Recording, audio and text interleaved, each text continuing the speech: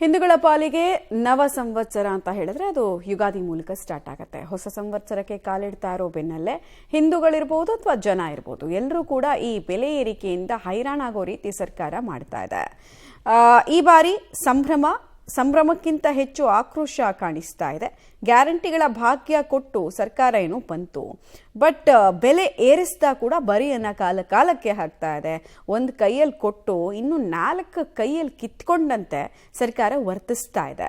ವಸ್ತುಗಳ ಬೆಲೆ ಏರಿಕೆ ಮಾಡ್ತಾ ಜನ ಬದುಕೋದನ್ನೇ ದುಸ್ತರ ಮಾಡಿಬಿಟ್ಟಿದೆ.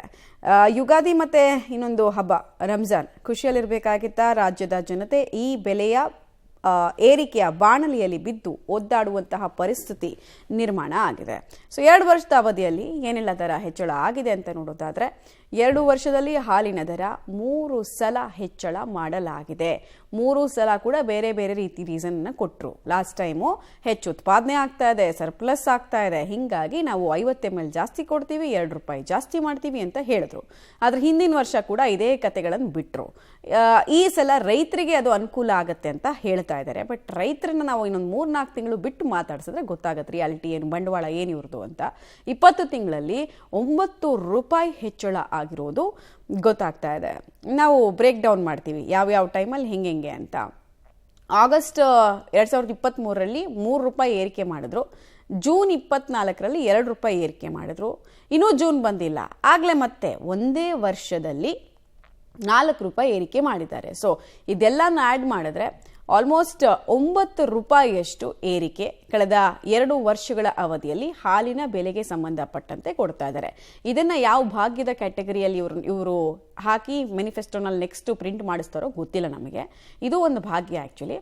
ಪಿಂಚಣಿ ಗ್ರಾಜ್ಯುಟಿಗಾಗಿ ಮೊನ್ನೆ ಯೂನಿಟ್ಗೆ 36 ಪೈಸೆ ಹೆಚ್ಚಳವನ್ನು ಮಾಡಿದ್ದಾರೆ. ಇವ್ರ ಎಂಪ್ಲಾಯೀಸ್ಗೆ ದುಡ್ಡು ಕೊಡೋದಕ್ಕೂ ಜನರ ಜೇಬಿಂದ ಕಿತ್ಕೊಳ್ಳೋ ಕೆಲಸವನ್ನ ಒತ್ತಾಯಪೂರ್ವಕವಾಗಿ ಮಾಡಿದ್ದಾರೆ. ಇದಂತೂ ತುಂಬಾ ಅಸಂಬದ್ಧ ನಡೆ. ಈಗ ಮಾಸಿಕ ನಿಗದಿತ ಶುಲ್ಕ 25 ರೂಪಾಯಿಯಷ್ಟು ಹೆಚ್ಚಳ ಮಾಡಲಾಗ್ತಾ ಇದೆ. ಇದು ಮಾತ್ರ ಅಲ್ಲ, ಪೆಟ್ರೋಲು ಡೀಸೆಲ್ ದರ ಹೆಚ್ಚಳ ವಿಚಾರದಲ್ಲೂ ಕೂಡ ಇವರೇನು ಹಿಂದೆ ಬಿದ್ದಿಲ್ಲ. ಪೆಟ್ರೋಲ್ ದರವನ್ನು ಅಂದರೆ ಸ್ಟೇಟ್ ಸೆಸ್ ಇರುತ್ತಲ್ವಾ, ಅದು ಕೂಡ 3 ರೂಪಾಯಿ ಹೆಚ್ಚಳ ಮಾಡಿದ್ದಾರೆ. ವಿದ್ಯುತ್ ಆಯಿತು, ವಿದ್ಯುತ್ ಹೇಳಿದ್ವಿ ನಾವು.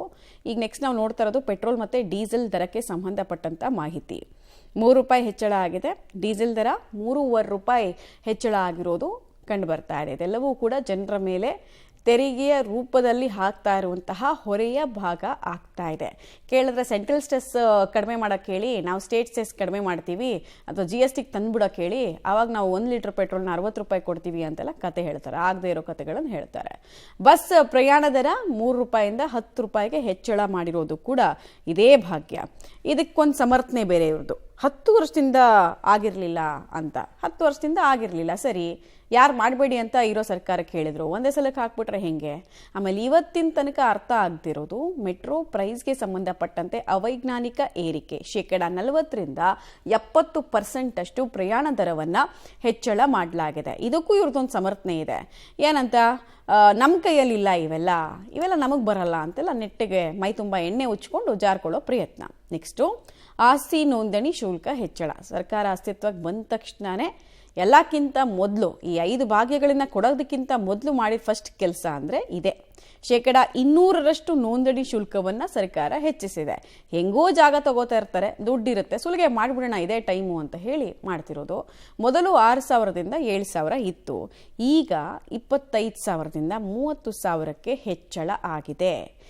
ಇದರಲ್ಲೂ ಕ್ಯಾಟಗರೀಸ್ ಬರುತ್ತೆ ನಿಮಗೆ. ನೆಕ್ಸ್ಟು ಮುದ್ರಾಂಕ ಶುಲ್ಕ ಕೂಡ ಹೆಚ್ಚಳ ಆಗಿದೆ. 50 ರೂಪಾಯಿ ಇದ್ದಿದ್ದನ್ನು 500 ರೂಪಾಯಿಗೆ ಹೆಚ್ಚಳ ಮಾಡಿದ್ದಾರೆ. ಸುಲಿಗೆ ಅಂದರೆ ಆ ಥರದ ಈ ಥರದ ಸುಲಿಗೆ ಅಲ್ಲ ಇದು. ಆಮೇಲೆ ಅಫಿಡವಿಟ್ ಶುಲ್ಕ ಕೂಡ ಅಷ್ಟೇ, 20 ರೂಪಾಯಿ ಕಟ್ಟಿದರೆ ಸಾಕಾಗ್ತಿತ್ತು, ಈಗ ಅದು 100 ರೂಪಾಯಿ. ಇದ್ರ ಜೊತೆಗೆ ಸರ್ಕಾರಿ ನೌಕರರಿಗೆ ಮಾಮೂಲಿ ಕೊಡಬೇಕಲ್ಲ, ಅದೊಂದಷ್ಟು. ಒಟ್ಟಿನಲ್ಲಿ ಜೇಬ್ ಗಟ್ಟಿ ಇದ್ರೆ ಮಾತ್ರ ನಾವು ಹೋಗಬೇಕು ಸರ್ಕಾರಿ ಕಚೇರಿಗಳಿಗೆ ನಮ್ಮ ಕೆಲಸ ಮಾಡಿಸ್ಕೊಳ್ಳೋದಕ್ಕೆ. ಸರ್ಕಾರ ಮಾರ್ಗ ಹುಡುಕ್ತಾ ಇದೆ, ಎಲ್ಲಿ ಯಾವ ರೇಟನ್ನು ಜಾಸ್ತಿ ಮಾಡ್ಬೋದು, ಎಲ್ಲಿಂದ ಕಿತ್ಬೋದು ದುಡ್ಡನ್ನ ಅಂತ. ಯಾವುದೂ ಬಿಡ್ತಾ ಇಲ್ಲ, ಹುಡುಕಿ ಕಿತ್ತಾ ಇದೆ. ಇನ್ನು ನೀರಿನ ದರಕ್ಕೆ ಸಂಬಂಧಪಟ್ಟಂತೆ ಕೂಡ ನಾವು ಮಾಹಿತಿ ಕೊಟ್ಬಿಡ್ತೀವಿ ನಿಮಗೆ. ಲೀಟರ್ಗೆ 1 ಪೈಸೆ ಏರಿಕೆ ಮಾಡೋ ಸಾಧ್ಯತೆ ಇದೆ. ಇದು ಹಬ್ಬ ಮುಗಿಸ್ಕೊಳ್ಳೋಣ, ಈ ಕೊಟ್ಟಿರೋ ಶಾಕನ್ನೇ ತಡ್ಕೊಂಡು ಸುಧಾರಿಸ್ಕೊಳ್ಳಿ ಜನ ಅಂತ ಏಪ್ರಿಲ್ 1ನೇ ತಾರೀಕಿನಿಂದ ಜಾರಿಯಾಗುವಂತಹ ಸಾಧ್ಯತೆ ಇದೆ. ಆಮೇಲೆ ಶೀಘ್ರವೇ ಕಸ ಸಂಗ್ರಹದ ಸೆಸ್ ಅನ್ನ ಕೂಡ ಮಾಸಿಕವಾಗಿ ಅದೇ ಮಂತ್ಲಿ ತಗೊಂಡು ಹೋಗೋದಕ್ಕೂ ಕೂಡ ಅದ್ರ ಮೇಲೂ ಕೂಡ ಸೆಸ್ ಹಾಕ್ತಾರೆ ಅನ್ನೋದು ತಿಳಿದು ಬರ್ತಾ ಇದೆ. ಕಸ ವಿಲೇವಾರಿ ಮಾಡುವಂತಹ ಯೋಗ್ಯತೆ ನೆಟ್ಟಿಗೆ ಇಲ್ಲ ಇವರಿಗೆ. ಸಿಲಿಕಾನ್ ಸಿಟಿ ಗಾರ್ಬೇಜ್ ಸಿಟಿ ಅಂತ ಕರೆಸ್ಕೊಳ್ತಾ ಇದ್ದಾರೆ. ಅದರಲ್ಲಿ ಇದರಲ್ಲೂ ಸುಲಿಗೆ ಮಾಡಿಬಿಡೋಣ ಅಂತ. ವಸತಿ ಕಟ್ಟಡಗಳಿಗೆ 600 ಚದರ ಅಡಿ ಇದ್ರೆ ಅವ್ರ ಹತ್ರ 10 ರೂಪಾಯಿ, ಆ ಥರ ಒಂದಷ್ಟು ಕ್ಯಾಟಗರಿಗಳನ್ನು ಮಾಡ್ಕೊಂಡಿದ್ದಾರೆ. ಅದಾದ ಬಳಿಕ ಇನ್ನು ಹುಡುಕ್ತಾ ಇದ್ದಾರೆ, ಇನ್ನು ಯಾವ್ದ್ರಲ್ಲಿ ಮಾಡ್ಬೋದು ಅಂತ. ನೋಡೋಣ, ನಮಗೂ ಗೊತ್ತಾಗುತ್ತೆ. ಹೊಸದಾಗಿ ಸಂಶೋಧನೆ ಮಾಡ್ತಾರೆ ಅವರು, ದುಡ್ಡು ಸುಲಿಗೆ ಹೆಂಗೆ ಮಾಡೋದು ಅಂತ.